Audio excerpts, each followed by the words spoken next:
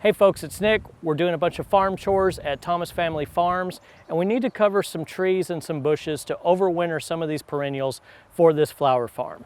And to do that, we're going to show you in a very quick video how to use some of our low tunnel components on how to make a single freestanding structure. The first thing that we're going to need is some 3/4 inch cross connectors. Next, some 3/4 inch EMT splices, some 3/4 inch snap clamps, a 4-foot hoop bender, 2 sticks of EMT, or if you need a taller one, 3 sticks of EMT, a tape measure and a marker, a drill and a saw.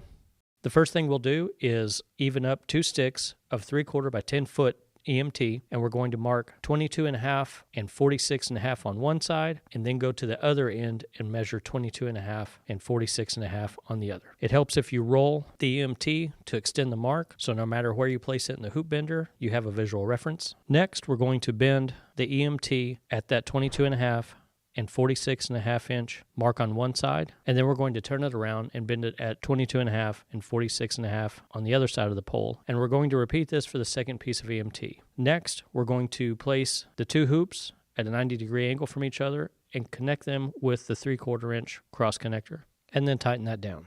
That'll give you about a 4-foot tall frame for a perennial. In this case, we needed to cover a 6-foot tall perennial.